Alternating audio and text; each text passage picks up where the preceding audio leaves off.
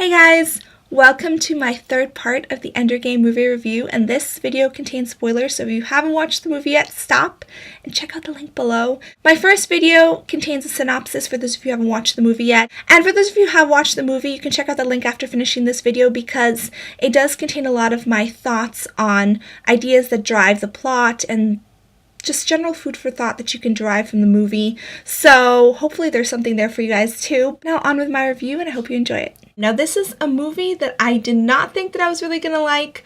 I was curious about because I had started reading the book a year ago and I hadn't really gotten into the story. But I loved the movie. I absolutely loved the movie. It was very interesting and engaging, and it made me want to read more about the book. The book is a series, so I'm assuming that there's going to be another movie. The second time I watched the movie, I was like this during the shower scene and during the final battle scene, and I was kind of worried that I was going to give away the plot to the person who was watching it with me. That's not a response that you would have during a simulation, and honestly I don't really cringe or anything during sort of scary things, but when someone is being injured, I tend to cringe, and I was worried that I was going to give that away to the person that was watching it with me the second time, but I didn't, fortunately. But yeah, so what do you guys think about that plot twist? When I was watching the actual final battle, I think it crossed my mind, when is he actually going to reach the final battle? Like, how predictable is the story going to be? I feel like there should be a plot twist. I remember thinking that, like, why is it called Ender's Game? Why is it called a game? Like, what if something ends up being real life? But then I sort of didn't expect it at the moment. I can't imagine that with all of those people in the military, they couldn't have found someone else to lead that battle. I think that those adults were just cowards. They tricked a child into doing what they couldn't bring their consciences to do because they knew on a level that it was wrong, and they got a child to do basically their dirty work. I mean, you play a video game differently than you would wager people's lives. I was like, oh my goodness, I feel so bad for this main character. I feel so bad for Ender. And that scene at the end with the alien, although I found it kind of hard to feel empathy for the aliens at the beginning because they look so different. But then when you see that last scene, you actually end up sort of feeling empathy for this giant bug-looking creature. And I thought that was pretty well done on the movie's part. I thought it was funny, the part where he looks at Colonel Graff, who I, by the way, absolutely despise. And I thought it was funny, like, when he looks at Colonel Graff and he's sort of like, huh, and laughing to himself. And then Colonel Graff's like, what are you laughing about? And he says how, like, who's standing the right side up is sort of relative because they're in space, and that's, you can't really think of things from the same perspective as you would from Earth, and I thought that was neat. Also, the shower scene, that was, the way that they portrayed it was excellent, and you can see how Ender's smart. Like, he's putting the soap on his body to make himself slippery, but he doesn't want to hurt the other kid, and I think that's the main point. Like, Ender doesn't want to hurt anyone.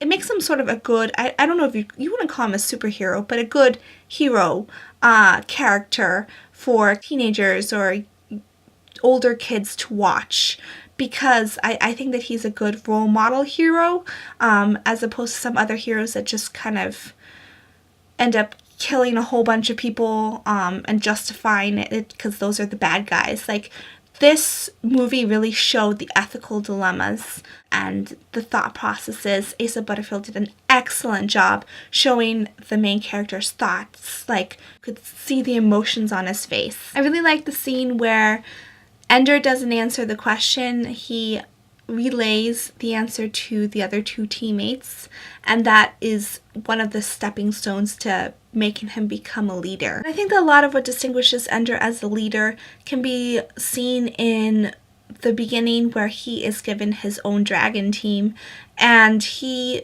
basically tells everyone, if you have any ideas, let me know. I can't do everything by myself.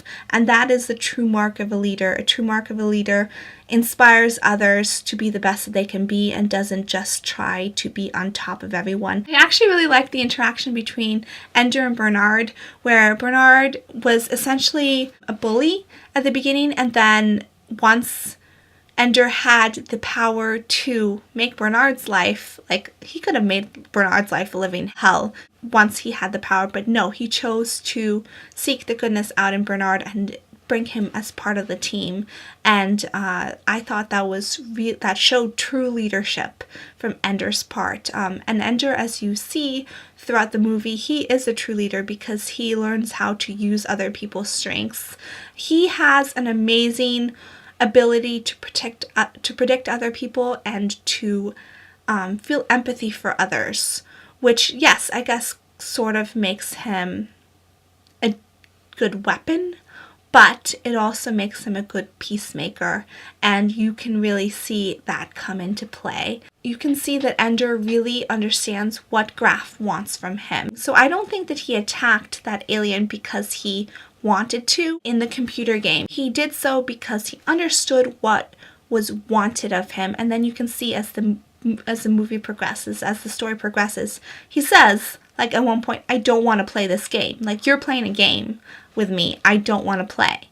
And I think that's part of the power of Ender, and that makes me curious to see what his future journeys are, because I know that this is a series of books. Even though it's not the genre that I typically read, that typically captures my attention, I am curious to see where Ender's journeys take him, because he has a character that is made out of gold. I saw in another review someone commenting that, like, there was no need to really put hints of romance in his relationship with Petra, and I sort of agree. Like, why does every movie have to have hints of romance in it to make it a worthwhile thing to watch? I think that Ender showed a love of humanity and respect for life, and I thought that was sort of enough.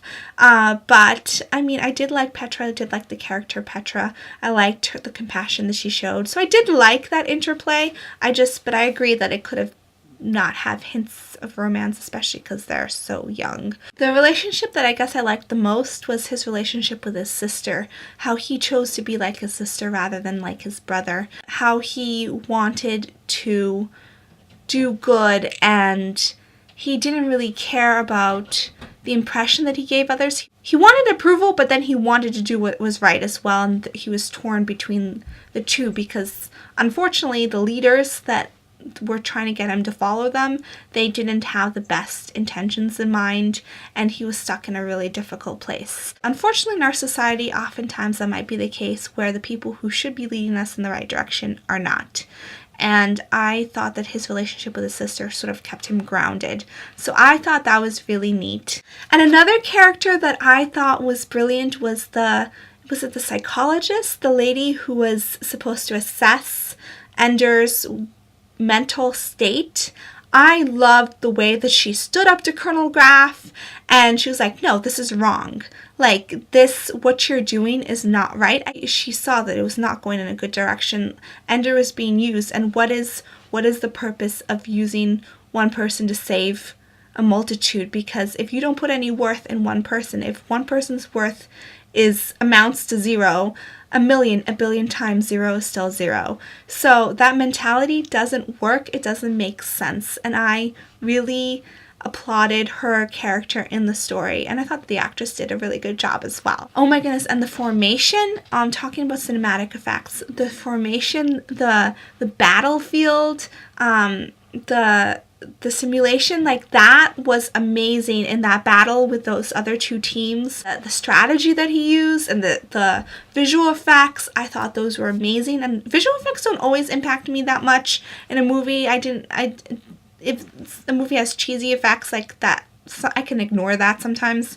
But this movie had awesome effects, and I appreciated that. So yeah, this is my review of Ender's Game, and let me know what you think. I look forward to watching the next movies. Hopefully there will be next movies, and I'm going to look back into reading the book or books, the sequels, and I'll keep you guys posted if I do, when I do. So yeah, let me know what books and movies you'd like me to do reviews on, and I hope you're having a wonderful day. Bye!